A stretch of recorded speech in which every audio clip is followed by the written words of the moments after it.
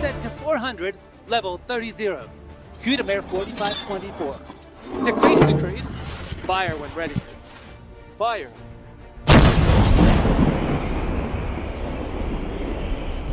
Ukrainian soldiers, who are holding the defense in this section of the front, have shown the defeat of the Russian assault in the Siversk direction. The fighters note that the occupiers threw about 3 dozen different vehicles into the attack. As a result of the fire strike, the vehicles were destroyed and damaged, and the infantry was eliminated. In the Siversk direction, the enemy tried to break through the Ukrainian defenses near Serebryanka and Hryhorivka using armored and motorized vehicles. During the assault operations, the Russian occupiers used 2 tanks, 3 armored fighting vehicles, 5 ATVs and quad bikes, and 24 motorcycles. The vast majority of this equipment was destroyed or damaged as a result of fire from Ukrainian armed forces units. According to the General Staff of the Ukrainian Armed Forces, Ukrainian soldiers also steadfastly repelled all attacks by the Russian occupiers in other directions as well. In particular, 1 attack was repelled in both the Pridniprovsk and Orikis sectors of the front, 5 assaults in the Heliopol sector, and 3 in the Kramatorsk sector. As the soldiers note, the enemy loses both equipment and personnel every day in the Kramatorsk direction. Just in the past day, thanks to precise strikes, an artillery piece, a mortar system, and a Russian infantry shelter were destroyed. This is yet another proof that the enemy cannot feel safe even in fortified positions. Our FPV drone operators work proactively every day, depriving the Russian occupiers of their combat capability. Kramatorsk direction, the work continues. From a report by the 5th Separate Assault Kiev Brigade of the Ukrainian Armed Forces on Telegram. Since the beginning of the day, Ukrainian soldiers have repelled 6 more attacks by Russian occupiers in the Kupiansk direction. 9 assaults were repelled in both the Toretsk and Kurikos sectors of the front, 11 in the Lyman sector, and 15 in the Novopublika sector. The situation remains difficult in the Pokrovsk direction. The soldiers note that a machine gun on the battlefield is a formidable weapon that is excellent at eliminating enemy infantry. A machine gunner is considered. A machine gunner is considered a priority target for the enemy. First and foremost, they want to figure out where the machine gun position is. We cause them a lot of problems. Because of us, they can't move forward or backward. And if the machine gunner starts mowing them down, that's it, they'll keep mowing them down. Since the beginning of the day, according to the Ukrainian General Staff, Ukrainian soldiers have repelled the most Russian attacks in the Pokrovsk sector. There, the enemy made 33 unsuccessful attempts to break through the Ukrainian defenses. Ukrainian soldiers showed the effective destruction of a warehouse where Russian occupiers stored their ammunition, and noted that it was a joint effort by territorial defense fighters and neighboring units. The soldiers also emphasized that along with the arsenal, enemy personnel were destroyed as well.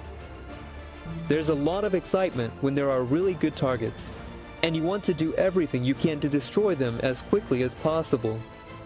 According to the General Staff of the Armed Forces of Ukraine, just in the past day, Ukrainian Defense Forces eliminated 1,120 Russian soldiers. They also destroyed 8 enemy tanks, 15 armored vehicles, 34 artillery pieces, and 1 multiple rocket launcher system.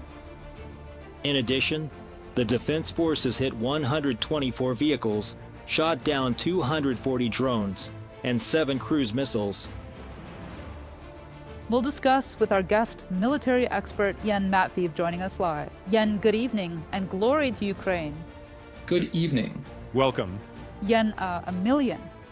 I think that by tomorrow, the General Staff's reports will definitely show 1 million. But it just seems illogical that Russia is losing so much and still keeps fighting. Do you think Russia is really planning to drag out the war so long that these Yunarmia kids, these youngsters, will be put under arms and continue killing Ukrainians? Or is Russia now counting more on its allies to provide more and more troops? Well, I don't think Putin is looking that far ahead. And most importantly, throughout his time in power, he has never developed or carried out such long-term plans. In fact, we all know that Putin's so-called special military operation is, as they say, strictly going according to plan, and that probably includes all the latest SBU operations as well, so to speak. And Putin's plan never actually works, even when he has won. Putin often acts on instinct, and the war has really shown that. So I don't think they're really counting on some distant future. Nevertheless, their overall strategic plan remains the same: to keep pressure in Ukraine in an attempt to either make Ukraine collapse as a state or force it to surrender. Well, that's exactly what we're seeing. Despite all the talk about a ceasefire, the Russian army is still attacking, and Russian drones are striking Ukrainian cities from the air. And the war goes on. For Putin, the main thing is to keep the war going because he himself doesn't lose anything. He couldn't care less about how many Russian citizens die, how they die, what happens to them, or how much money they get paid. Again, it's not coming out of his own pocket. That's why, for him, the most important thing is that everything keeps going. Overall, the war strengthens his power, lets him implement many repressive laws and measures more easily, and, accordingly, keeps the country under this kind of dictatorial control. Yen, could you tell us what we know today about recruitment, about the number of troops needed to replenish, to make up for the losses? And how do you think things will develop going forward? Let's say, well, the situation with financial incentives and with intimidation, right? All those methods and levers that the Putin regime is using right now to drive as many people as possible into this meat grinder. So, what do you think? How will this situation develop in the future? Yes, regarding recruitment, there was a pretty good report from journalists recently. They calculated based on the payment data. In fact, the number of newly signed contract soldiers in the first quarter of this year was 90,000 people, which means about 30,000 per month. This corresponds to the rate of approximately 24 years ago. But it's important to keep in mind that the first quarter of this year was when there was the most active talk about peace negotiations. And at that time, many people, believing in this, decided to jump on the last train, meaning to get the money, go to the front, and maybe, who knows, the war would end so they wouldn't have to fight or die, but could still spend the money. I think that now, with the intensification of military actions, the number of people voluntarily signing contracts will gradually decrease, and is probably already going down. And in the foreseeable future, this will require the Russian authorities, including regional governments, to increase the payments. They already raised them this spring, but it looks like they'll have to keep raising them, trying to lure in those who weren't tempted by the previous millions, but seeing even bigger sums, might decide it's time to go fight for Putin. As for the other methods, they are being used in parallel. Of course, money is the main factor. But intimidation, for example, of conscripts to get them to sign contracts and go to war, as well as hiring all sorts of mercenaries from all over the world, even from Africa, from Nepal, and so on, is also being done. There's also recruitment happening, I would call it that, in places of detention and at all sorts of levels. So it's not just in penal colonies and prisons, but even at the moment when someone, let's say, becomes a suspect, when an investigation is underway, and they realize they've committed some kind of crime. They tell him, go to the front. You'll be free, but you have to fight. And people often agree to this. This is especially true for those criminals who are facing serious prison terms. So they're using all sorts of methods. And for now, the Russian army is recruiting about as many people as it loses each month, maybe just a little more. But what about Putin's statements that so many volunteers are coming to the recruitment centers and signing contracts? He says 30 to 50,000 every month. And besides, we have these prisoner exchanges happening, right? And yesterday there was another round of prisoner exchange, and we saw our guys, how they come back, and we saw how the Russian prisoners of war come back too. But there's one difference. Ours come home, their families are waiting for them. They're greeted by mothers, wives, and children. But as for the Russian prisoners of war, who are taken back by the Russian side, there's information that they're immediately turned around and sent back to the front.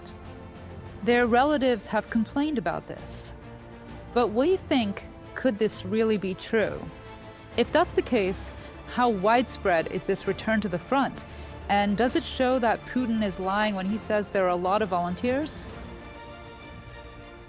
Well, Putin is definitely lying. He's mentioned figures of up to 60,000 people per month. But as we can see, that's at least twice as many as the numbers journalists have found. Again, yes, they also analyze data from the Russian military. Of course, we probably shouldn't fully trust that there's no falsification, deception, or corruption there either. Naturally, there could be inflated numbers as well. But nevertheless, when it comes to prisoners, I think, well, first of all, there are indeed known cases of people returning. To be honest, I can't really assess right now how widespread this is. Still, when you look at the total number of new recruits, the number of prisoners just gets lost because, for example, there was a major exchange recently, about 1,000 people, right? 820 of them, if I remember correctly, were actually military personnel. Out of those, surely some are no longer fit for military service due to health reasons, so they were sent home. Some of them might have been sent back, but first of all, they could have been sent to the rear, not necessarily to the front lines. And so far, well, let's say any detailed information about specific prisoners of war being returned to the front hasn't really surfaced yet. But let's wait and see. Some data might come out.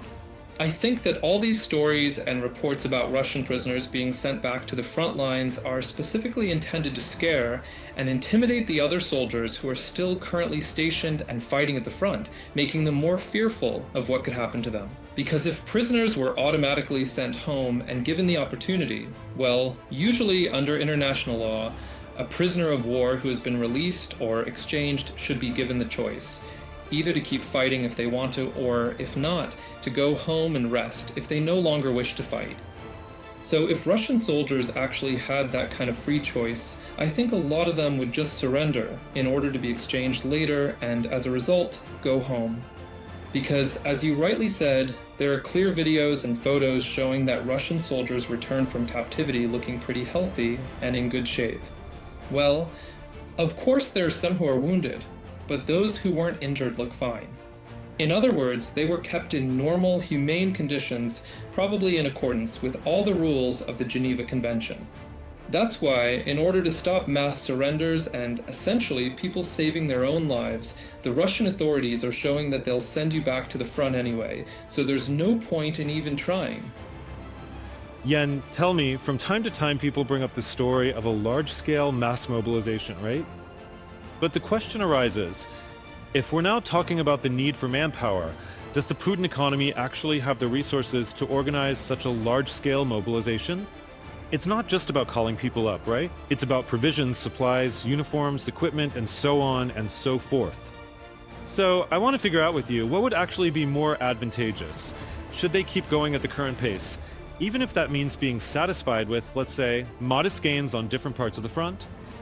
Or should they announce this thing called mass mobilization? Well, of course, the Kremlin keeps this in mind, and in fact, the mobilization that was announced hasn't gone anywhere. So, at any moment, they legally have every right to start rounding people up across the country again, in whatever numbers they want. That's why they're keeping this option open, I think, specifically in case there are any serious problems at the front. But if the recruitment of contract soldiers drops to a certain critical level, most likely they'll start a gradual mobilization. In other words, they'll start drafting people, but in roughly the same numbers as before, maybe more, like 30, 40, or 50,000 a month, not 300,000 all at once like last time. If there isn't some kind of crisis on the front for the Russian army, again, there won't be a need to plug holes with these very soldiers, because right now, gathering 300,000 and somehow providing for them is extremely difficult for the Russian army. And even back in 2022, it was very, very hard to do. But now there are even bigger problems with equipment. So out of those 100, 200, or 300,000 people, if they were to be gathered all at once, they'd have to form some kind of rifle regiments. That is, these would just be units made up of riflemen, let's say machine gunners, and that's it. There wouldn't be any armored vehicles, no transport. There's simply nowhere to get it from. Right now, the Russian army is largely self-sustaining. In other words, contract soldiers are paid a lot of money and they spend that money on themselves, including buying their own transport, and they make do with a small amount of armored vehicles at the front. When these new recruits are brought in, they're distributed across the fronts, and most often they join already existing units. There is already some equipment there, so they get used to it, assimilate, and basically reinforce the unit. But if you recruit a large number of soldiers, you have to form entirely new units from them, and they need to be given equipment which simply isn't available. Maybe you can still somehow sort out uniforms and personal weapons by something from China, so things in advance, but when it comes to tanks, IFVs, APCs, and armored vehicles, there's just nowhere to get them from. Well, let's hope it stays that way for them. Yen Matveyev, military expert, was with us on the line. Thank you very much for joining our broadcast.